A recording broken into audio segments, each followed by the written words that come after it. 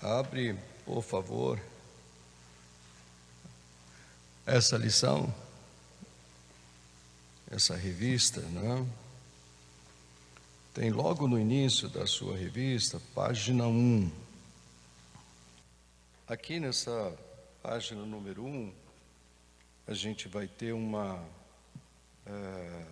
abertura para dizer que material é esse que nós vamos estudar. Escola dominical, ela é um pouquinho diferente de culto. Não deixa de ser culto, mas é uma escola dominical. Qual é a diferença de culto para a escola dominical? É a participação dos queridos, fazendo perguntas. Se a gente não souber, pastor está aqui. Se a gente continuar não sabendo, a gente vai buscar a gente para no próximo domingo a gente respondendo, certo?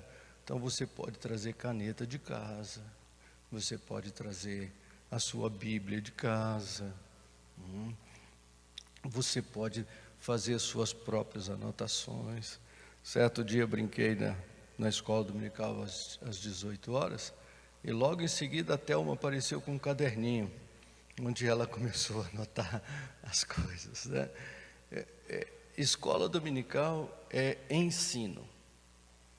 No culto é sempre um monólogo, no pastor ou quem vai pregar, não tem interferência do público. Na escola dominical não, você pode levantar a mão, eu não entendi isso, eu quero entender isso, tá certo?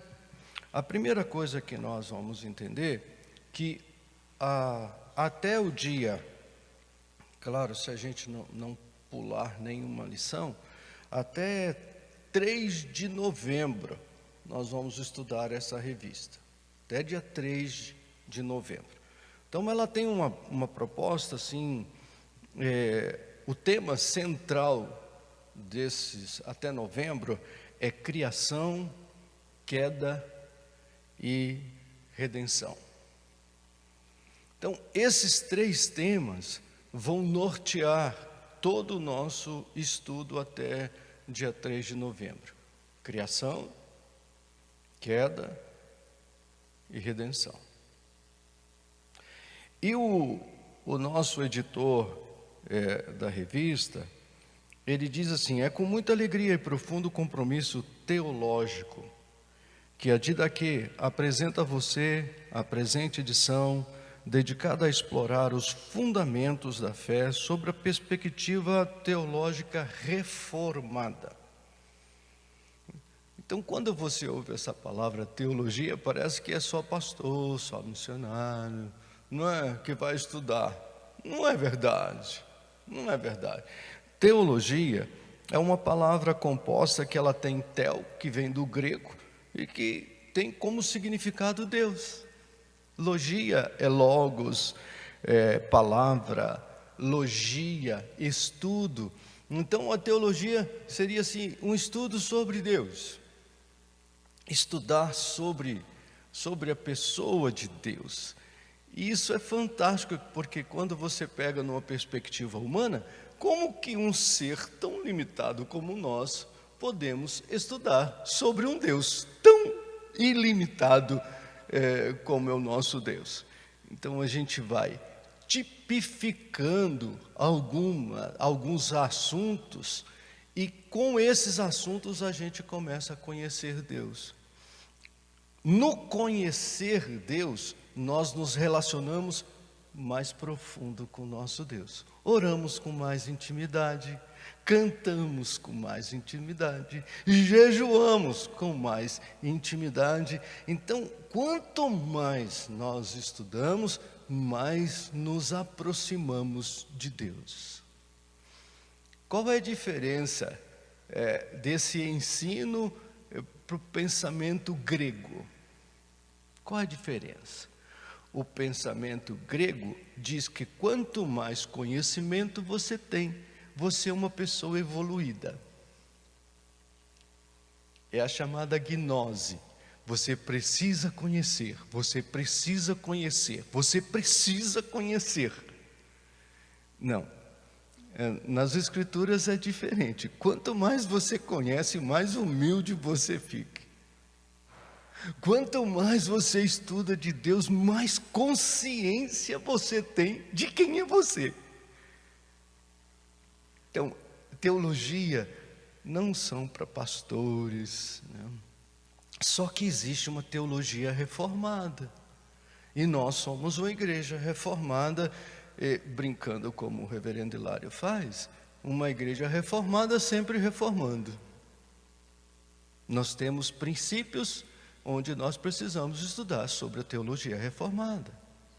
Então, qual é a teologia reformada? Estuda sobre a criação.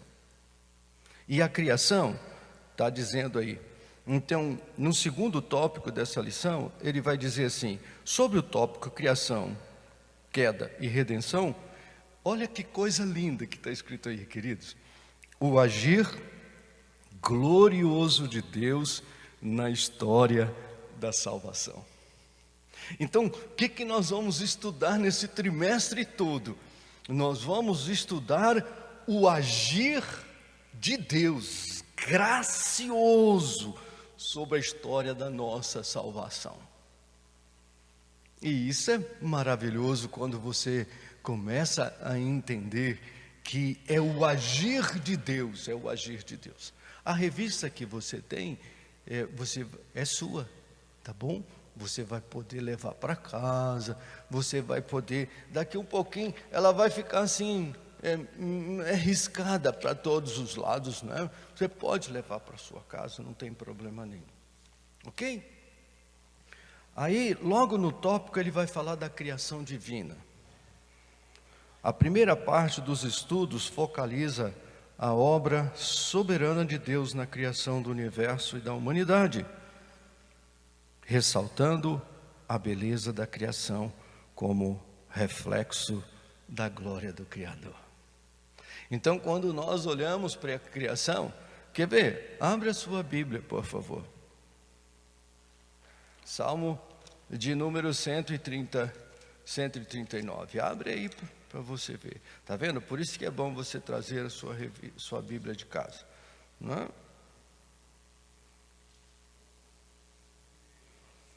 Perdão, queridos. As muitas letras.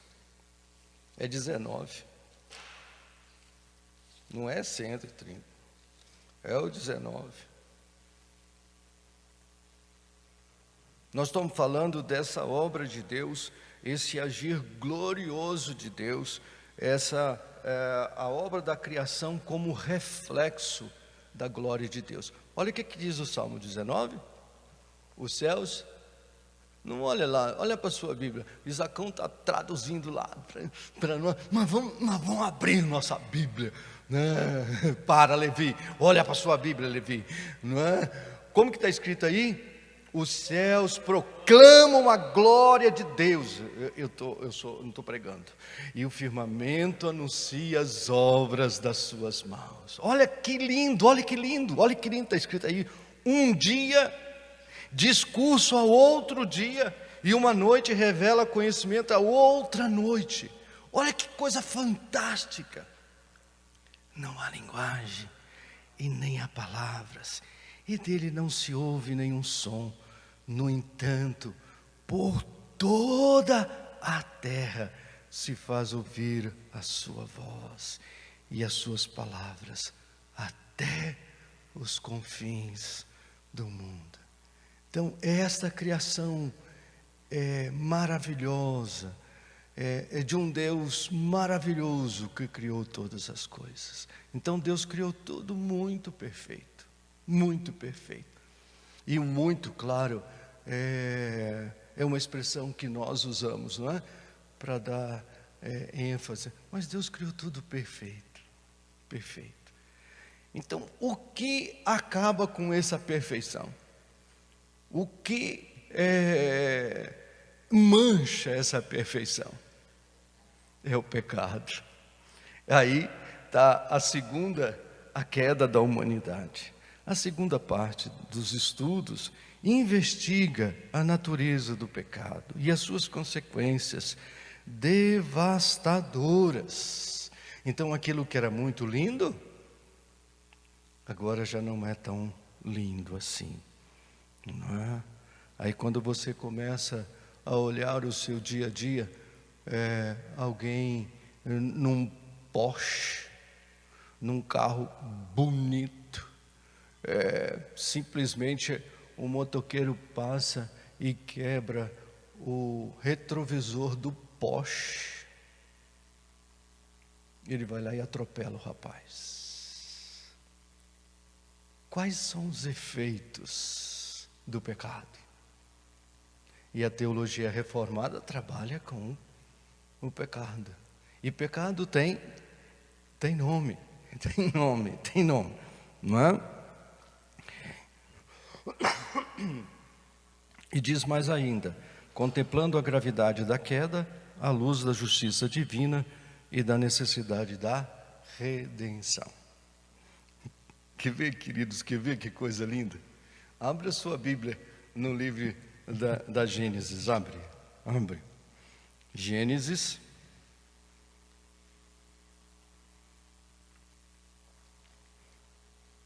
capítulo 2, por favor. Na verdade, 3, por favor. 3:15.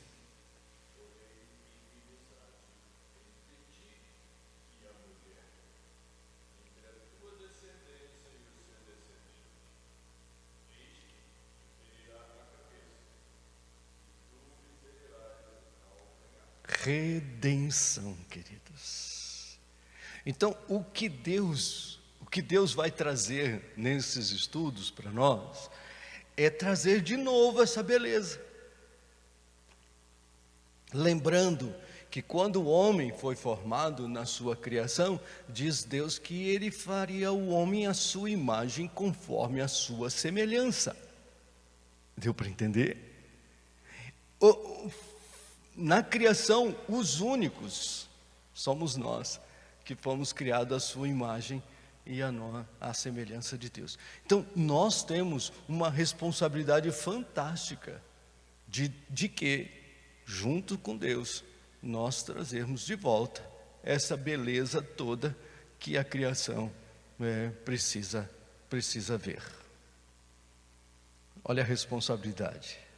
Agora, olha que fantástico, queridos, quando você olha aí, versículo 21, lê devagarzinho 21, ele vai dizer assim: fez o Senhor Deus vestimentas de pele para Adão e a sua mulher, como está escrito na sua Bíblia? Então o que Deus está fazendo aqui? Ele não fez a vestimenta e deu para que nós possamos vestir.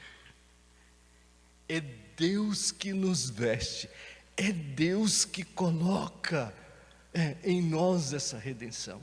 É a partir de Ele que nos veste. Quando você olha a parábola do filho pródigo, o filho pródigo diz que quando esse filho estava chegando, o pai pediu uma roupa e o pai veste esse rapaz. Esse rapaz estava voltando de onde? Da pocilga. Esse rapaz, lá no meu estado, não é pocilga, lá é chiqueiro, é chique. A comida é maravilhosa no chiqueiro.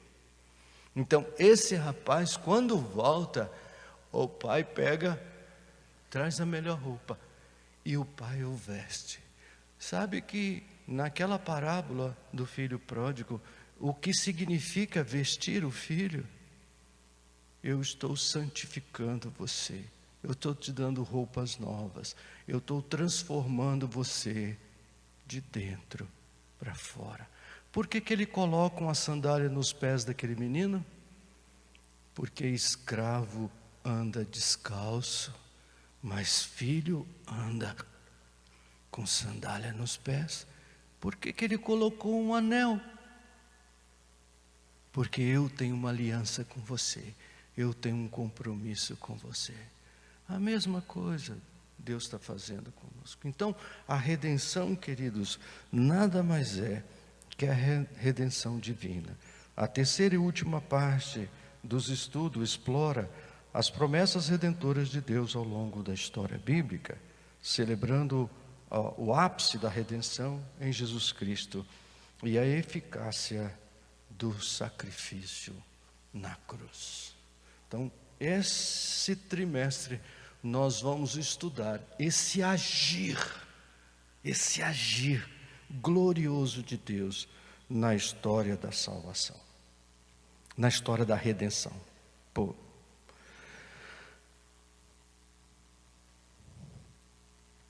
Então, a primeira lição, aí depois, para vocês se familiarizando, para irmã se familiarizando, a lição, ela tem, logo no meio dela aqui, ela tem o texto básico de toda a lição. Mas durante a semana, ela tem uma leitura diária fabulosa. Então, ele vai construir essa ideia do Deus Criador e as obras da criação com base no texto de Gênesis capítulo 26 a 31. Esta é a base. Então, quando você chegar em casa e olhar para a revista seguinte, pula um pouquinho para a revista número 2. A lição número 2, ele vai dar Gênesis 1, 31 a 31, o capítulo 2, de 1 a 15. Esse é o texto básico para a lição. Agora, o que corrobora para fortalecer, para firmar mais o assunto, ele tem toda uma leitura diária. Isso é maravilhoso até para nós. O que a gente vai ler na segunda-feira? Eu não sei qual texto. Não, a lição vai te ajudar. Você já tem o texto para você ler, o Salmo 19, não é? O engraçado que o Salmo 19 também está na lição de hoje, não é? Mas é porque vai corroborando, vai somando com uma ideia da lição. Então, isso é maravilhoso, não é? E eu encorajo os irmãos a não deixar para ler todas as leituras no domingo ou no sábado, né? Seria muito bom você ir lendo dia por dia e anotando no seu caderninho ou na sua própria lição. Alguma pergunta, amados?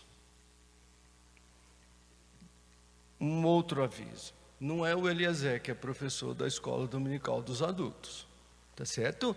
Eliezer é um dos, tá bom? Um dos. Então, se você quer nos ajudar, a mim, reverendo Hilário, ao Levi, se você quer nos ajudar sendo professor ou professora da escola dominical para os adultos, por favor, tem espaço, tem muito espaço para você nos ajudar. Tá bom, queridos? Então, o Eliezer é só um professor, tá bom? Só um. Tem muitos outros. Alguma pergunta você gostaria de fazer? Tá vendo? Essa é a diferença do culto para a escola dominical. Você tem liberdade de levantar a mãozinha. Não, eu tenho uma dúvida aqui. Mas então vamos lá? Então vamos. Como que Deus criou todas as coisas? Foi Deus mesmo que criou todas as coisas? Ou, segundo o comentário, e eu trouxe até um livro de Adalto Lourenço, presbiteriano, que veio a falecer este ano, mas ele é cientista, ele só trabalhava na NASA, tá bom, meus amados? Ele só trabalhava na NASA, né? Um brasileiro que foi convidado para trabalhar na NASA, né? Lá nos Estados Unidos. Então, da onde veio a criação? Será que Darwin que Charles Robert Darwin tem alguma coerência com que ele diz que a criação nasce de uma evolução da espécie?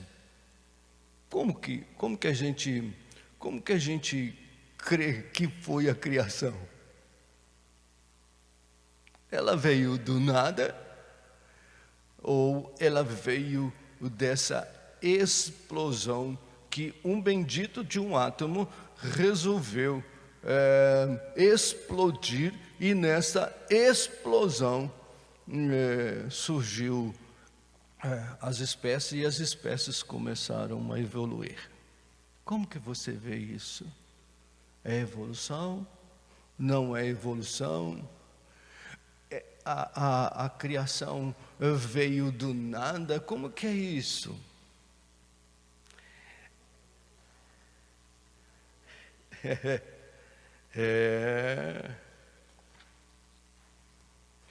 A teoria da evolução.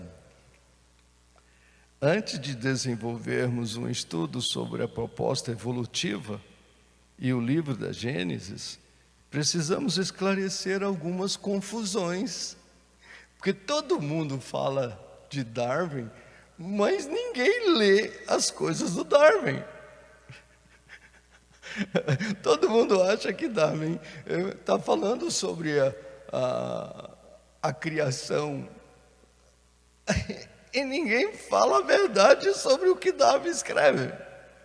Inclusive, o nosso autor da nossa lição diz que ele tentou até ser pastor, né? Cadê? O parágrafo número 2 da sua lição aí. Darwin foi membro da igreja anglicana que chegou a se preparar para ser pastor. Então, que negócio é esse? Quem é o Darwin, não é? E o Lourenço, ele faz por questão de mostrar para nós o que é a teoria da evolução. Precisamos esclarecer algumas confusões e interpretações erradas, principalmente quanto à teoria da evolução. Embora tendo se tornado um ícone do conhecimento científico, a teoria da evolução, não expressa coerentemente as descobertas científicas. Conhecemos, pela proposta feita por Charles Darwin, no seu livro A Origem das Espécies, Darwin trata, nesta sua obra, sobre a origem da variedade e não a origem das espécies. Então você nasceu de onde? Você veio do primata. Eu tenho é mais fácil, né? Que você veio da Dona Leda, não é, Levi? É verdade, é verdade. Eu tenho uma pessoa que eu amo muito, o nome dele é Hilton Schuster. Ele, professor da escola dominical, ele falava assim: gente, eu não tenho problema de família, né? Então, eu originei de Deus, então eu não tenho problema de família. Mas engraçado, a teoria da evolução, queridos, não trata especificamente. Olha o que ela trata. Trata, nesta obra, sobre a origem das variedades, das formas de vida, e não sobre a origem da vida. Então, quando você olha para a criação, você vai fazer hoje uma defesa da sua fé. Como que você vai fazer uma defesa da sua fé? Vamos deixar Como que eu posso fazer uma defesa da minha fé? Hebreus capítulo 11. Hebreus capítulo 11.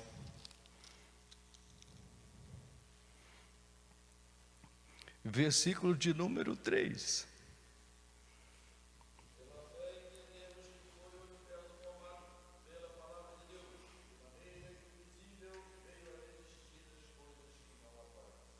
Qual é a defesa da nossa fé?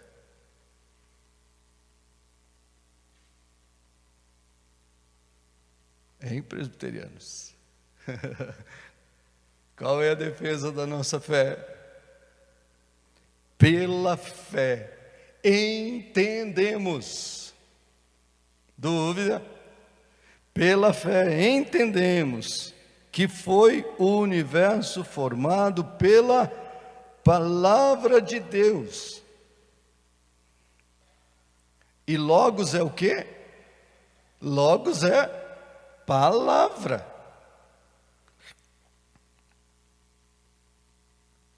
De maneira que o visível veio a existir das coisas que não aparecem. Então, qual é a defesa da nossa fé sobre a criação? Darwin, Lourenço ou da editora Fiel? O que vai dizer para nós quem foi o Criador de todas as coisas, queridos? Nós acreditamos que a nossa única regra de fé e prática é a palavra, queridos. Então ela afirma para nós, ela literalmente não deixa dúvida nenhuma no seu coração, e nem no meu no coração. Como que eu posso fazer uma apologia da minha fé? Porque isso é extremamente a proposta da lição. Então a criação é algo que nós entendemos que foi pela palavra de Deus, e veio pela palavra de Deus, nada mais, nada menos. Hebreus não deixa dúvida nenhuma. Talvez a gente precise meditar um pouquinho mais, né, nessa palavra. Posso repetir para os queridos. Pela fé entendemos que foi o universo formado pela palavra de Deus, de maneira que o visível veio a existir das coisas que não aparecem. Então nós acreditamos, nós cremos piamente que a criação é obra do nosso Deus, é pela palavra do nosso Deus. Isso está lá no livro de Hebreus. Tá bom, abra a sua Bíblia. É escola bíblica. Então tem Bíblia nesse negócio, não é? Escola bíblica dominical, não é? Capítulo 1 do livro do Romanos, 1, versículo 19. Nós sabemos que temos várias versões diferentes de Bíblia, certo?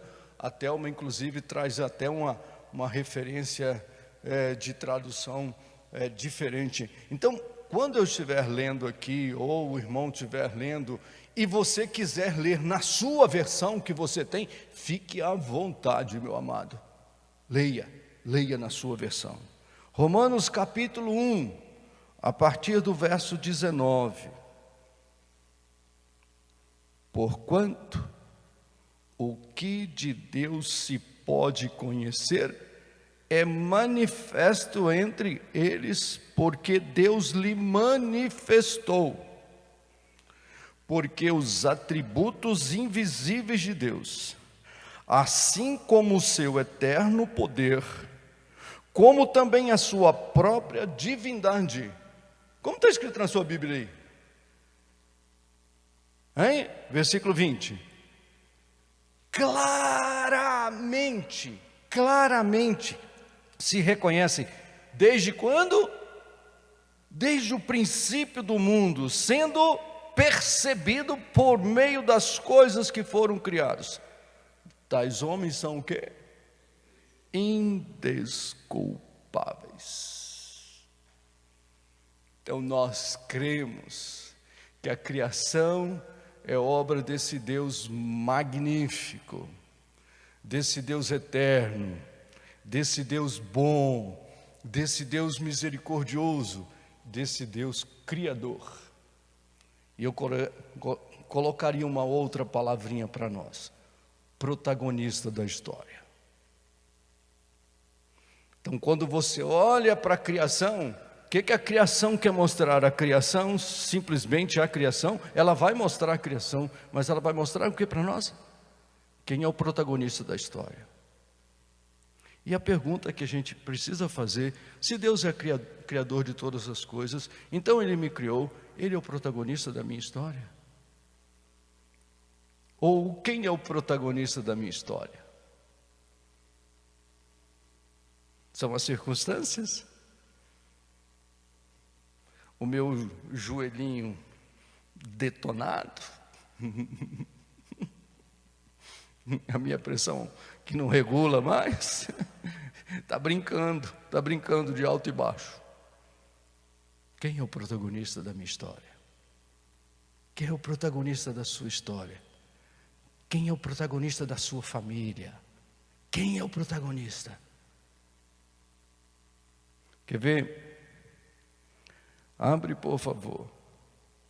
Aí nós vimos no Antigo Testamento, né? Vamos ler no Novo, né? Vamos ler no Antigo? Vamos ver no Antigo? Vamos ver lá no Antigo. Isaías 46. Isaías 46.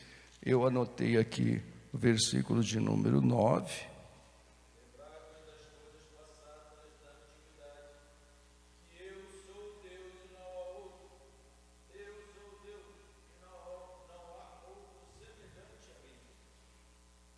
Dez, por favor, Levi. Desde o princípio anuncio o que há de acontecer. Desde a antiguidade, as coisas que ainda não sucederam. E digo: o meu conselho permanecerá de pé. Farei toda a minha vontade. Desde a criação, queridos, Deus está dizendo: eu sou Deus. Então, quando você olha para a criação, quando você olha para esse dia maravilhoso, os céus proclamam a glória dele. Então, a criação foi feita para glorificar a Deus. Tem uma perguntinha do nosso catecismo, diz: qual é o fim principal do homem? Para que você foi criado? O fim, aí a resposta de Westminster: o fim principal do homem é glorificar a Deus. Então é nessa verdade absoluta, que Deus é o Criador de todas as coisas, e entendemos pela fé todas essas coisas. Agora, será que o Salmo também diz isso? Olha lá, queridos, abre a sua Bíblia, por favor. O Salmo de número 90. E quando você olha para o Salmo de número 90, você vai ver que o autor, quem escreve este livro, é quem escreveu o Pentateuco, ou os 5 livros, Gênesis, Êxodo, Levítico, Número e Deuteronômio. Então é a oração de Moisés, Aí ele vai dizer o quê? Senhor, tu tens sido o nosso refúgio de geração em geração, antes que os montes nascessem e se formasse a terra e o mundo, de eternidade a eternidade, tu és Deus. Então, quando nós olhamos para a criação, queridos, e a obra da criação, você vai ver claramente que é o agir glorioso de Deus. É o agir glorioso de Deus. Quer ver? Agora a gente pode, agora eu anotei o 139 agora. O Salmo 139, só que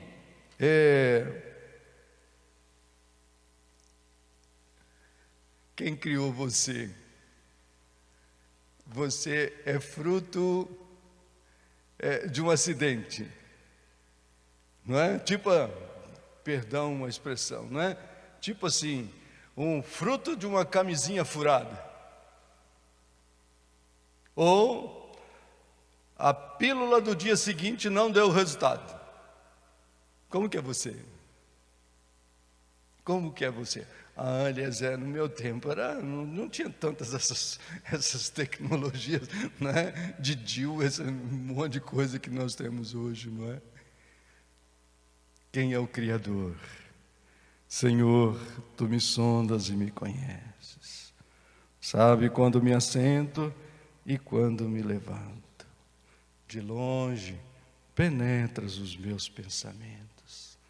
Esquadrinhas o meu andar e o meu deitar. E conheces todos os meus caminhos. Ainda a palavra não me chegou à língua. E Tu, Senhor, já as conheces todas. Tu me cercas por trás e por diante. E sobre mim pões a mão. Tal conhecimento é maravilhoso demais para mim. Esse sobremodo elevado não posso atingir. Versículo de número 16. Os teus olhos me viram a substância ainda informe, e no teu livro foram escritos todos os meus dias, cada um deles escrito e determinado, quando nenhum deles havia ainda. Que precioso para mim, ó Deus, são os teus pensamentos, e como é grande a soma deles. Se eu contasse, excedem os grãos de areia. Contaria, sem jamais chegar ao fim. Um Deus que é criador, um Deus que é protagonista da história. Amém? Na página número 4, o nosso escritor vai trazer para nós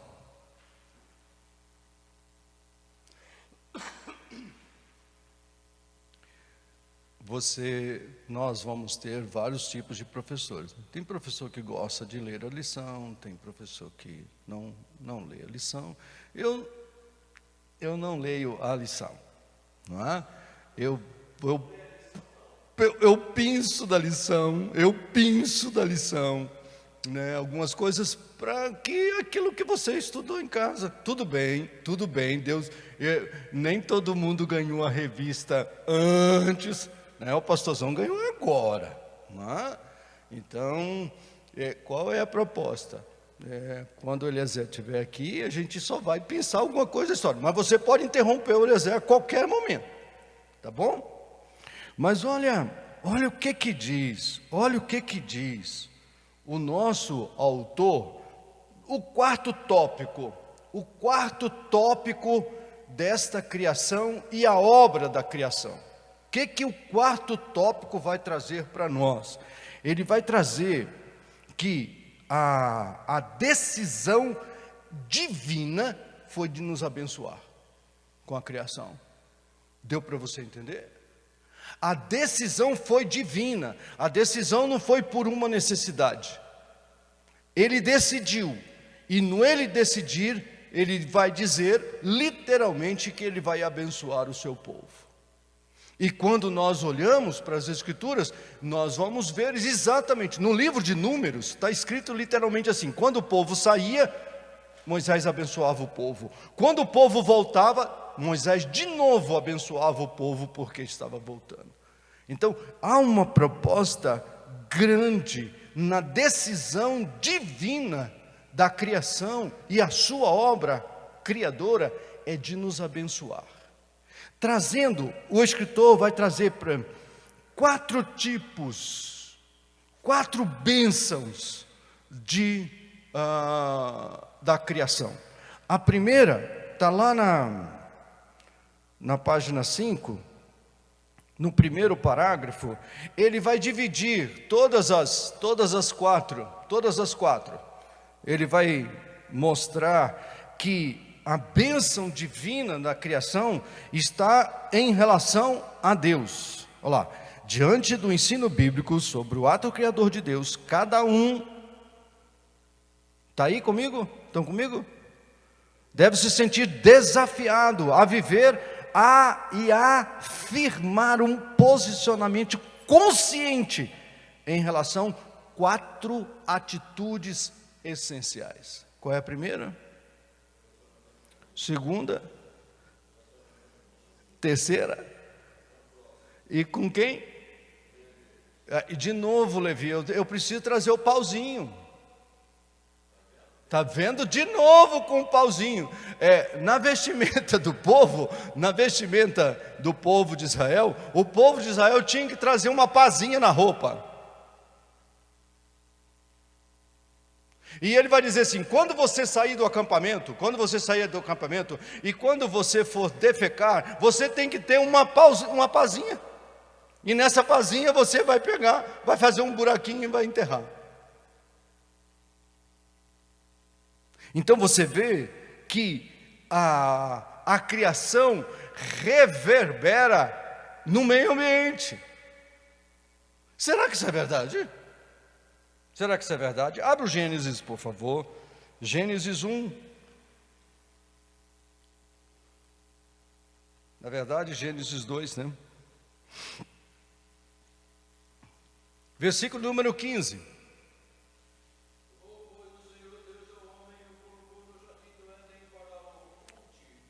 E guardar.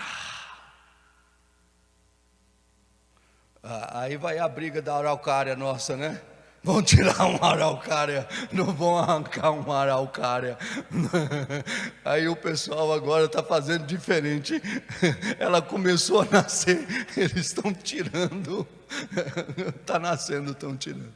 Queridos, quando Deus colocou o homem no jardim, o jardim estava completo, mas Deus colocou o homem no jardim para fazer o quê? Para ficar olhando para o céu o dia inteiro? Não, querido, foi para trabalhar. Foi para trabalhar, gente. E Deus vai dizer muito claramente, muito claramente para todos aqui. Então, quando você olha para a obra da criação, quando você olha, você vê o compromisso que Deus teve com a obra que Ele acabara de criar. E agora, para nós precisamos de ter um cuidado com o meio ambiente. Eu fico olhando para as postagens do Gilmar e da Betina na mãozinha verde, né? E Gilmar, posso falar isso de púlpito porque ele sempre fala. Esse é um projeto que não nasceu no coração dele e da Betina, nasceu no coração de Deus. Qual é o cuidado? O cuidar do meio ambiente. Cuidar do meio ambiente. Então, quando eu paro para olhar sobre a obra da criação, reverbera até no meio ambiente. Outra, em relação ao próximo, por que a gente vai ter que estudar? Por que a gente tem que aprender? Por que a gente precisa... É aquilo que eu já estou olhando, pastor? Já é 11h30? Jesus amado. Você segura, não deixa eu passar dos 4 minutos. Mas eu estou com óculos de perto, pastorzão. Eu não estou vendo aquele relojão lá em cima. Eu estou vendo ele. Eu estou vendo as luzes, as luzinhas vermelhas dele. Mas é 11 e alguma coisa. O resto... Fica velho não, querido, fica velho não, que a coisa é feia. Queridos, por que a criação, por que Deus criou todas as coisas, queridos? Criou nesse propósito, em relação de nós amarmos o nosso próximo. Então toda a obra da criação você vê. Por que Caim mata Abel, queridos? Só por causa da oferta? Será? Deus nunca tinha pedido oferta de ninguém. Antes de Caim matar Abel, Deus não conversou com ele? Não bateu um papo com ele? Meu filho, por que você está tão triste, meu filho? Por que descaiu o seu semblante? Meu filho, o que está tendo? Fazer igual a Lília, né? Ele murmura. A Lília nos ensinou como que deve murmurar. Ele deveria ter saído com um bico desse tamanho, assim, né? Bicudo. Deus chega para ele: cadê teu irmão, meu filho? Acaso sou tutor dele?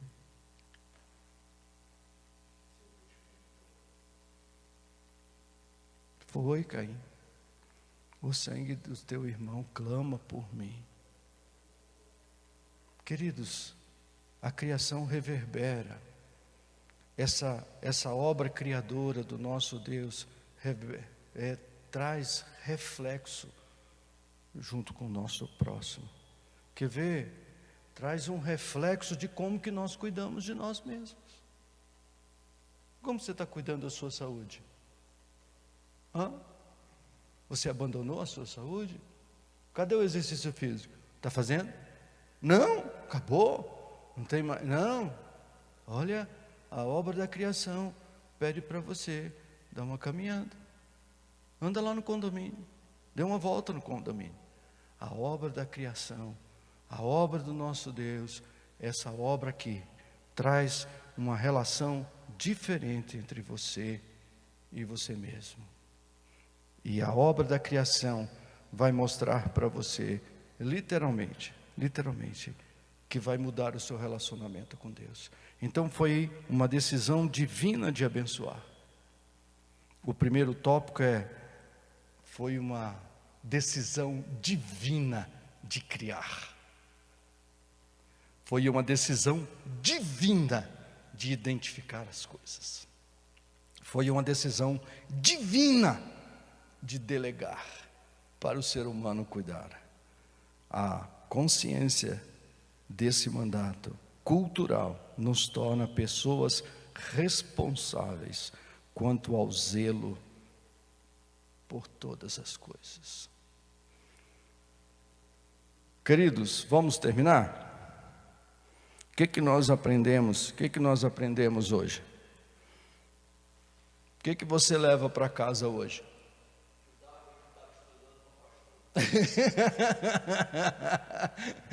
O que vira apologético isso para você? Aí deu errado, né, reverendo? Falhou. Mas ele tinha uma inquietação muito grande no coração dele. Inquietação não é muito de Deus não, queridos. Talvez você está questionando muito a respeito das coisas. Por que você não começa a questionar a sua crença? E ele começou a questionar. E ele queria saber a origem das coisas. Foi convidado pela faculdade, pela universidade, e foi fazer essa viagem. Quando voltou dessa viagem, muitas vezes essas viagens nos impedem de ver Deus. Perdemos os propósitos. É na caminhada, queridos, que nós revelamos quem somos. Se você quiser entender isso, lê o livro de Números. 38 anos e 9 meses é o registro de Números, a caminhada, e o povo murmurou no deserto quase todos os dias. É na caminhada que nós revelamos o nosso caráter. Estude a sua lição. Para conhecimento, sim, mas para transformação. Então hoje nós saímos consciente aqui, eu saio consciente aqui. É pela fé que esse universo foi criado. É pela fé que eu acredito que o meu Deus, no seu imenso amor, Ele simplesmente criou os céus e a terra, e o homem para glorificar o nome dEle, para exaltar o nome dEle. Alguma pergunta?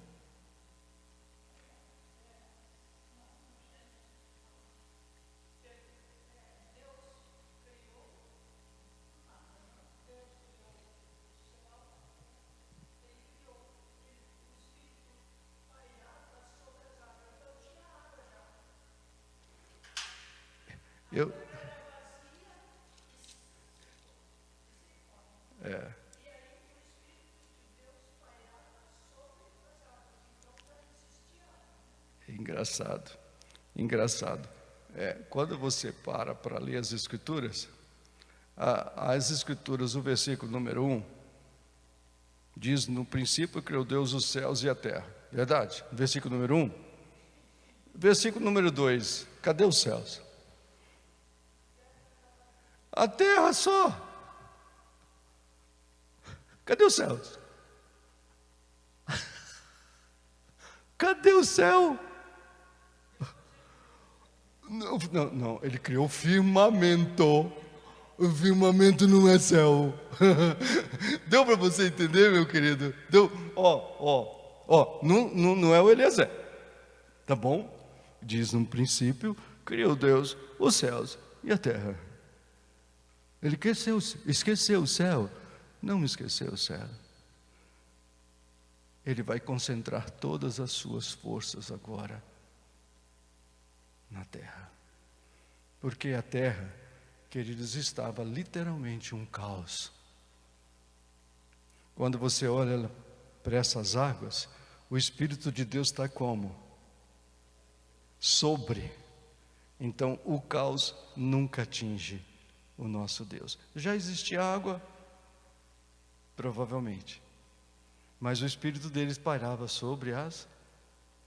E isso era uma desordem completa.